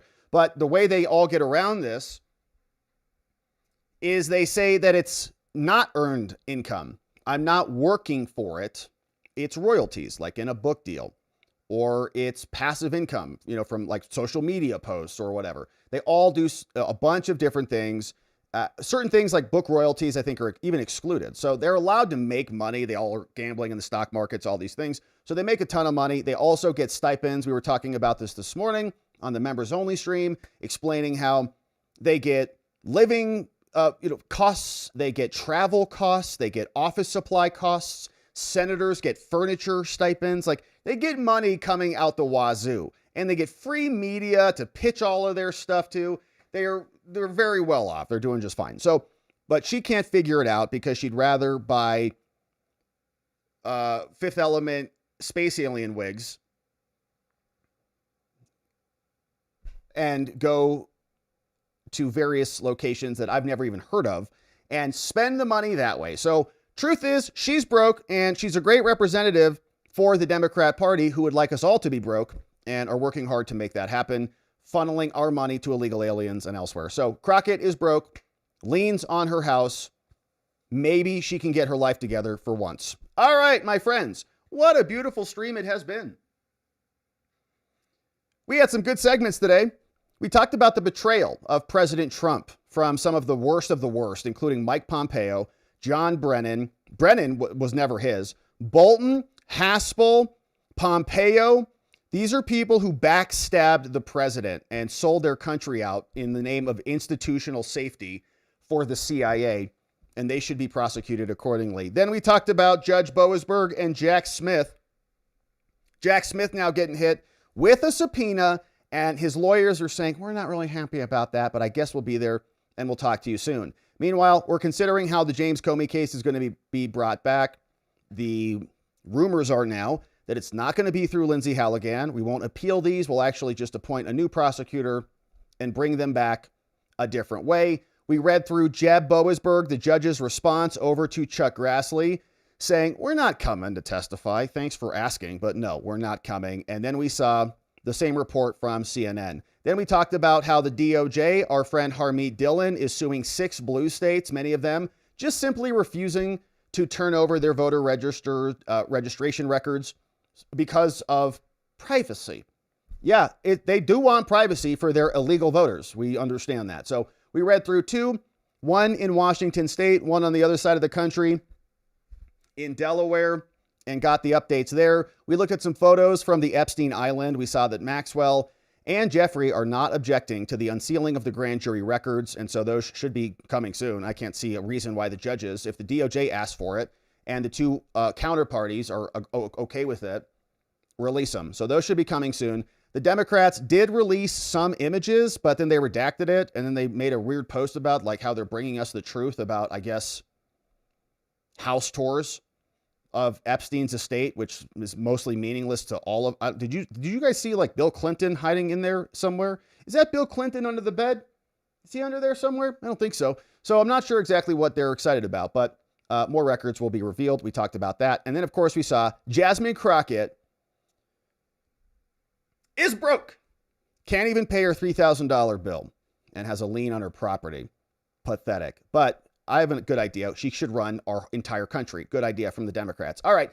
And so now, my friends, it is time to hear from you. Thank you for being here. Hopefully your week is amazing. It's Wednesday, all down from hill. It's all downhill from here. My mouth will work. Let's see who's joining us on the day. It is a beautiful Wednesday. We got Donut clipping for us on the day. Muffin Rando, great to see you. K-Bean, Carrie B in the mornings clipping for us. We had a great morning. Yeah, see, this morning we were talking about all this. $2,500 a month allowance for housing. Completely ridiculous. Yeah, it's a lot. Hey, it's almost halfway through the week, and that dog wants to go out the door quickly. It's like, is it Friday? Is it Friday? No, it's only Wednesday. Get back here, little puppy. Hey, Wood Dogs. What's up, Wood Dogs? Oh, is that why I've got that one? Hey, Wood Dogs in the house. Great to have you, Wood Dogs. Thanks for becoming a membo. Grab the members only stream from this morning and join us tomorrow when we're back for the next one. Rick D. What's up, Rick D? Says, whoa, I just got invited to referee at the World 3 Cushion Championship from March 31 to April 4 in France. Maybe MIA on those dates. Man, Rick D, that's awesome. So Rick D's a very impressive man, my friends. Not only does he jump out of airplanes like 5,000 times, like what's your counts, like over 5,000 times, crazy. But, and there's a YouTube video of him refereeing billiards, the pool games. Super cool. Rick, you're like a Renaissance man. You're like Leonardo da Vinci. Thanks for being here. That's great news. Have a great trip to France. Don't get murdered by a Pakistani. Swede, what's up? For DJT, this should give Trump another term. The Swedish krona? Oh, from SEK. You're from Sweden? How cool is that, man? Shout out to our friends from Sweden. Says this should give Trump another term. Yeah, I mean, they basically stole his first term from him. And his own people didn't help with it at all, which enabled the stealing of the second term. And they did everything they could, man, to try to stop him from winning again. But we're back. What's up? Thank you for that one. Hey, Jay Marino says, if Boasberg didn't know whose phone numbers were the subject of the subpoena, how could he possibly assert that there was reasonable grounds to believe disclosure would result in destruction of evidence and witness tampering? If this hack is not impeached, all is lost. Yeah, that's our question. And he refused to tell us about any of that. But I think my point would be that Jack Smith hid it from him. Jack Smith would just say, Your Honor, this person's under criminal investigation. We have a concern that they will destroy evidence if they find out about the investigation. Now, just the fact that Jack is doing the investigation, you know that he's poking around in a VIP pool, right? Lots of VIPs in here. Okay, who's he investigating? It's probably going to be, but may not have known that they were sitting senators. And you could say, well, Jack should have communicated that to the judge, but he was saying the rules didn't say I had to. And then Lisa Monaco changed the rules. These people are very crafty. They're very smart. They'll do everything possible to destroy you. So you have to, measure them accordingly. Hey, Swede for Trump. Hey, I love your sweet mom, Robert. God bless your family. God bless you back. Thank you for that, man. I love my mama. She's great. They were just up here. We had a beautiful Thanksgiving. She was in there just like cooking like a mad woman. I got some great pictures. We love our moms, man. Shout out to our moms. Swede, thank you for that. Thanks for being here. Hey, Jay Marino. Smith worked for the DOJ. The DOJ must have copies of the filed documents. Rehire Comey and he can leak the documents. He will never be convicted in D.C. I think you might be right about that, Jay Marino. He was charged in the Eastern District of Virginia. And of course, we ran into the same problem there. But yeah, I think you might be onto something on that. It is a big problem. That's the problem with D.C. which is why we need serious reform over there. Jay Marino, thank you. Hey, Tim A. Films is in the house. 16 months as a membo, coming up on 2 full babies. Thank you, Tim A. Says, Reno laws are 90% plus inefficient to forge. Special counsel. Yes, that's right, Tim A. So yeah, the Reno regs, exactly right. I would agree with you completely. In fact, that's what Judge Cannon decided when she said Jack Smith was not a real boy. The Reno regs, and we spent a lot of time on this argument specifically. Shout out to Doc Master Elliott. But we went through a lot of this stuff, and the Reno regs, like in order to appoint Jack Smith, there is no special counsel statute. So what did they do? Merrick Garland, in his appointment order, went through all of the FBI regs. They went through some of the DOJ regs. They went through some of the Bureau of Prison regs. And they just made up this new office of a special counsel. We said, but that's an FBI rule. But that's a Bureau of Prisons rule. They said, yeah, but it talks about some things that we can use. And they got like 5 or 6 of them. They put them together. They call them the Reno regs. And that was the basis for having Jack Smith be appointed. But he's completely illegitimate because you can't just do that. So but special attorney is different than special counsel. And I believe under even Section 515, if I have that right, then that's what Pam Bondi tried to appoint Lindsay Haligan as retroactively to also give her that power. But it was too late because at the time of that appointment, the statute of limitations had already expired and the indictment had not been dismissed. Now that the indictment has been dismissed, we have the savings clause that allows the 6 months refiling. So I think what we'll see is Pam Bondi will just appoint another special attorney, does not have to be Senate confirmed, to try this case specifically and handle it, which is probably what they're trying to game out and find that person, which is why we haven't heard anything about it. Rick D. She was tried and convicted. How was the evidence untested? Yeah, you're talking about Maxwell. I know. She's unlawfully detained. She had a jury trial and she appealed it like multiple times. So it's been pretty well tested. What's your argument? Rick D. It's Bernie and Kamala. Bernie says, how can I be responsible for $1 billion disappearing? Oh, it's Tim Walz.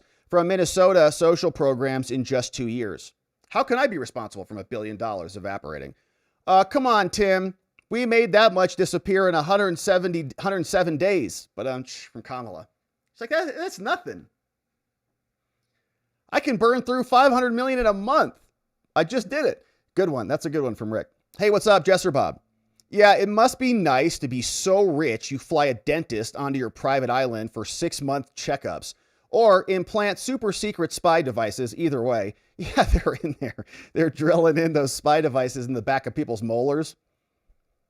That's a scary thought. Jesser Bob, hey, Rob, and all the law folks in the Watcher family, usajobs.gov. They have multiple jobs postings for judges. That's a great call on that.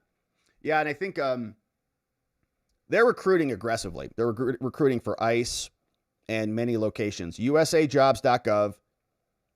Uncle Sam needs you to deport illegal aliens. Thank you for working on that. This old guy. Hey, except for the study on Epstein Island, the house, while large, is pretty minimalist. Overall, I'm underwhelmed. Yeah, it's not even that interesting. And even that one, you're like, okay, the most interesting room that has any personality to it is the one with the faces on it. Creepy as hell as it may be. Like even those faces look like kind of like crappy. Like when you hire like a good artist, like it looks like you just like, I don't know, it all looks kind of janky. I thought the same thing. As I'm walking around there, I'm like, if I'm a multi-billionaire and I show up to my secret lair pervert island or whatever, and I walk around and like, this is what I see and my guests see. I'm like, what is this all for? Like, this is super lame. This room has some nice features to it. I would say like, it could be a nice study. I think the ceiling is out of place. And the carpet that's all white is just really weird.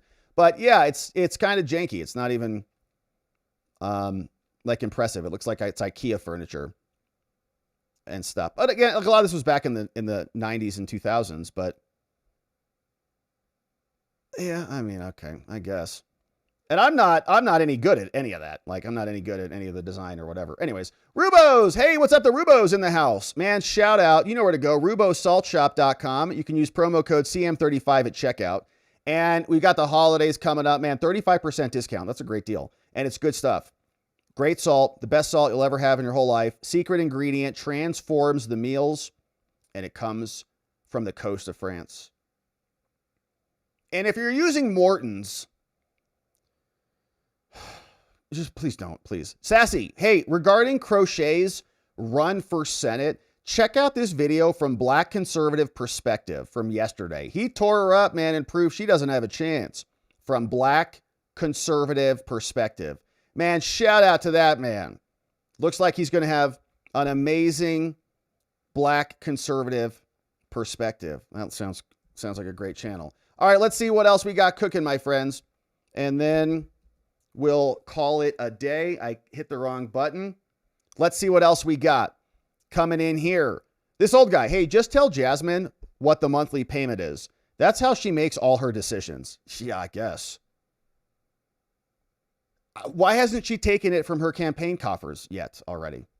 Rubos, hey, former jailed Maduro spy, chief's letter to Trump, seeks to expose a narco-terrorist war against the U.S.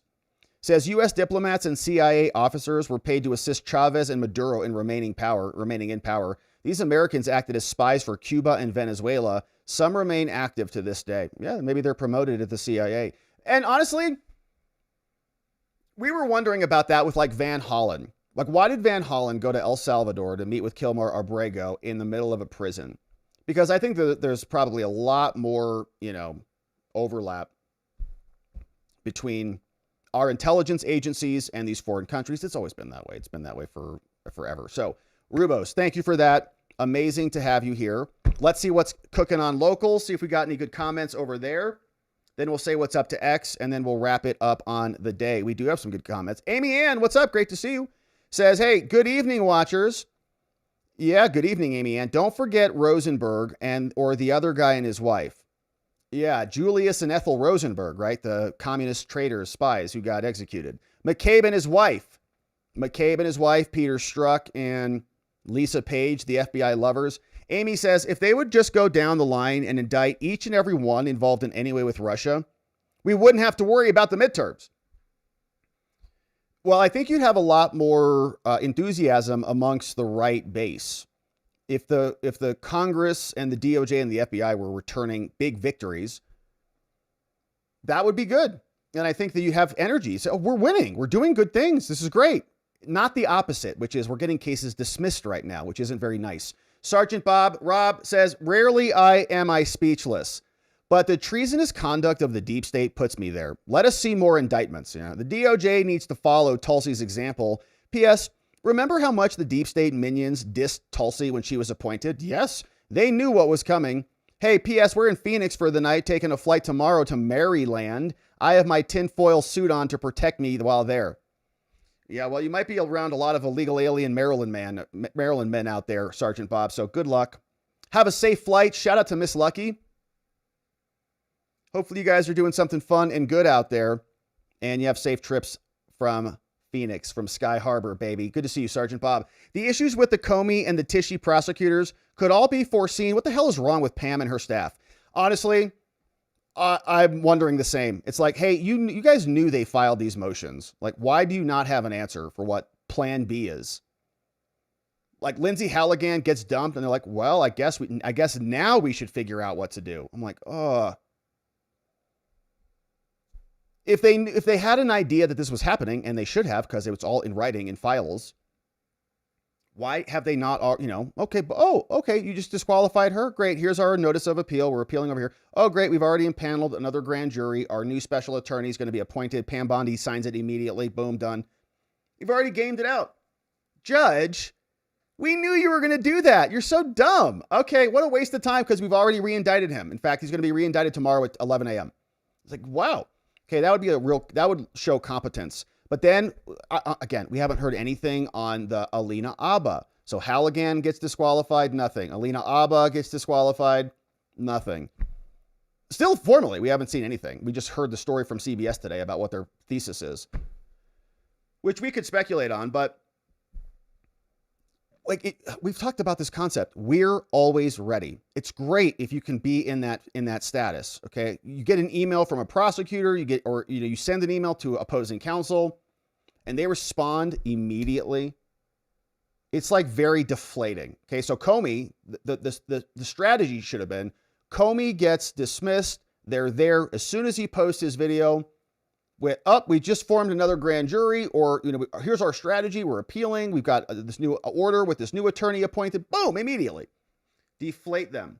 But, I don't know what they're doing. Amy M., I've been talking about this idea for months. The posthumous 4. Ruined 1, stole 2, persecuted between 1, 3. Now the posthumous 4. From Amy Ann in the house. Are you talking about presidential terms over there? Or what? Good to see you, Amy Ann. And we had, friends, thank you for those comments and those donos. Jesser Bob, I think, said this one. Says, I personally feel if we want to reduce, not stop corruption in the government, we need to give appropriate pay and stipends. For example, I would be interested in running for office, but being paid $3,000 a month is not going to replace my current income or cover the cost of 2 households and apartments, DC and Tennessee. I see how easy it is to thank you to special interest groups who offer extra meals, flights, etc. Yeah, I thought about that too. And I think we've talked about that. Like, what if the starting salary in Congress was $1 million? Like, would you get better candidates? Probably get a lot more qualified people than we currently have. But that's a lot of money. And how do you keep a connection to the people if you're, suddenly a millionaire? Like, you get elected, like, hey, I'm like Tim Burchett from wherever. And you come in and you're like, now I'm a millionaire immediately. Does that distance you from your people? But it is an interesting concept because many of them talk about it, and it's a real issue. Like Dan, the eye patch McCain, Crenshaw, he came out and he said he flipped out about it. He's like, stop screaming at me about my stocks. Like, we can't make any money. I'm broke. It's like, guys, just write books. Just there's other ways to earn royalties. You're a congressperson. You're going to sell them anyways. Corrupt people will buy them anyways. It's like, how can you not make money and be flowing in wealth? But I think many of them are. Rick D, I was, quote, always ready for 20 plus years in the Army. You never knew when you would get a call and be gone for an indeterminate amount of time. Yeah, war. We're always ready. It's a legal concept too. You want to be ready to go. If you're scrambling around, you're showing weakness. The other side goes, oh, they don't know what to do or say. I get the feeling from Pam. I'm like, what are they doing over there? But it is a lot, there's a lot cooking. So yeah, what was the name of the show that had the song Moving On Up to the Sky? It's a good question, The Veil. I don't know the answer to that one at all, but sounds like it's a good song. All right, let's see what's cooking over on X. We got any comments over here? We got Neuro D's over there. Shout out to our friends on Rumble. Thank you, Neuro D, for sharing that one. And yeah, Jesser Bob, great comment. Hey, Just Me. Shout out. Just Me's boy is now a master sergeant.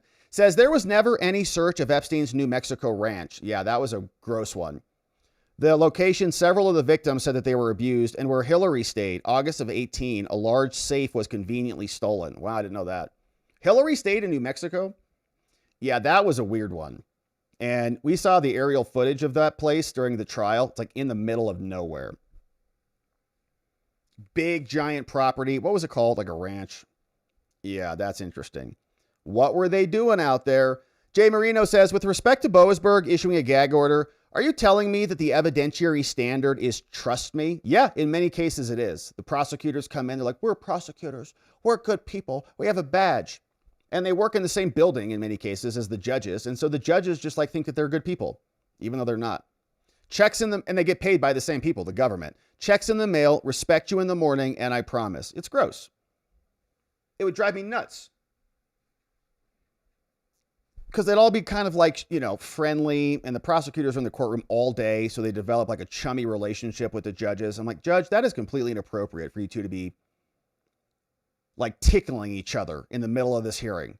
Like, I know you're friends and you go, whatever. It's inappropriate. So it happens a lot. Yeah, what's up? Shout out to our friends on X.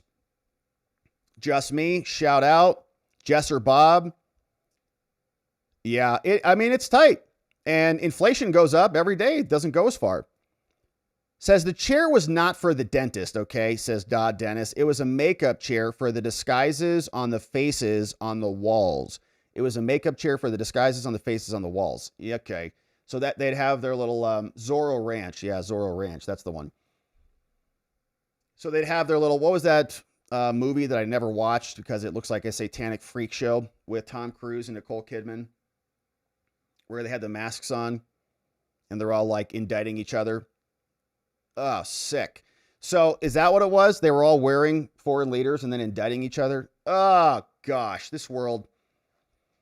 Man, a lot of people need Jesus. All right, so friends, thank you for those donos and those comments. Rick D, thank you for that. Dennis, that sounds as reasonable as anything. Rick D in the house. Eye Patch McCain, remember that? Good stuff. Okay, so my friends, let us leave it there. We'll do one final refresh on the day, and then we'll call it an evening. Sadie says, don't forget Crenshaw had disability military payment, and there are other benefits like free property taxes in certain states like Illinois. Eyes wide shut. Yeah, gross. Amy Ann, Rod Rosenbaum. I remember that name. Yeah.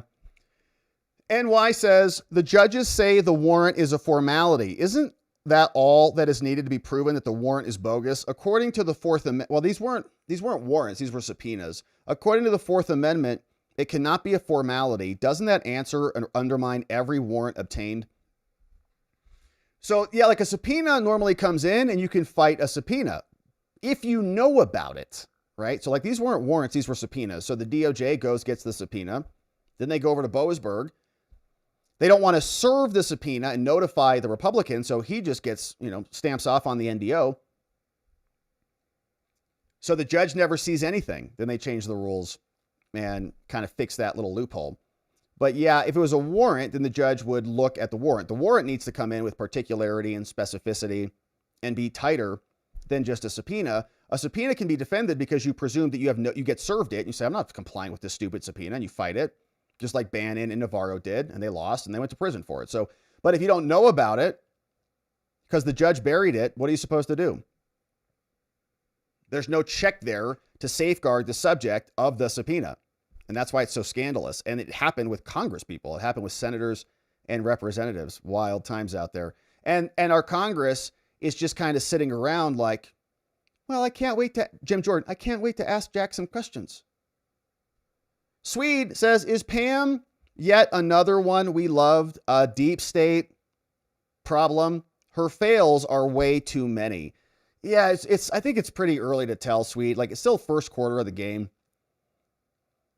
So if we start, putting some time on the clock and we don't have indictments of these key figures, that's going to answer that question pretty quickly. I think that they have a lot. We've had some good wins at the DOJ, from the DOJ up at the Supreme Court. We've had some good stuff come back down. We're happy to see.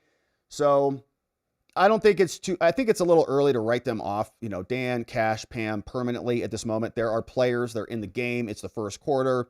We want to see performance improvements, but there are players. We don't have any second strings at the moment. So I think that we want to continue to nudge them in the right direction, but we want justice for these offenses. We don't want them to just hit us with, KPIs every day about other bad people who are going to prison. That's great. We want those bad people to go to prison, but we have a whole group of really bad people over here that we're not ready to let go of yet. So hopefully they understand that, and they don't allow these same people who perverted their institutions to continue in these positions of power, continually perverting the rest of our country into the future. Not gonna settle for that.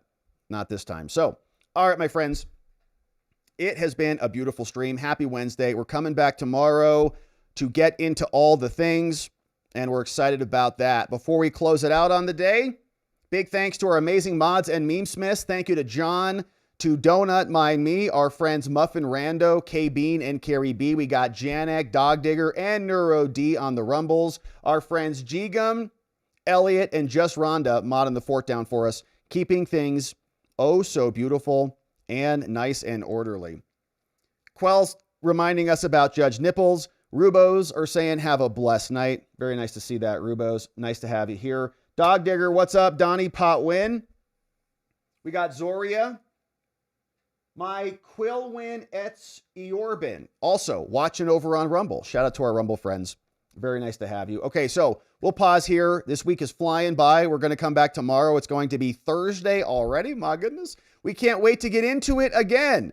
And in order to do that appropriately, we are going to need to see you right back here so that together with your help, we can shine that big, beautiful spotlight of accountability and transparency down upon our system with the hope of finding justice. Make it a beautiful night, my friends. Sleep very well. We'll see you right back here tomorrow. Bye-bye.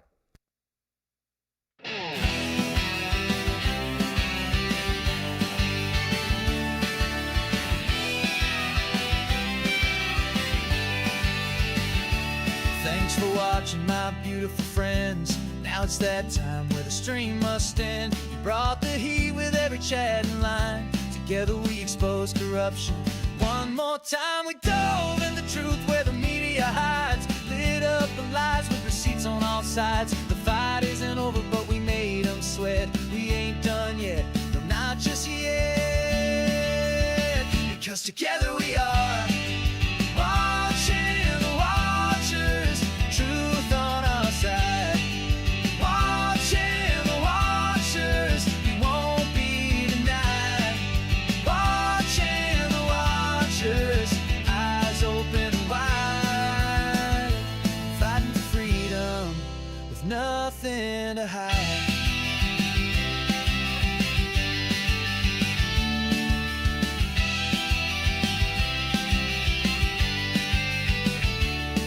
Drop a like and don't forget to share. And bring a friend who's ready to care. Tomorrow's lies are just today's news, but here we see through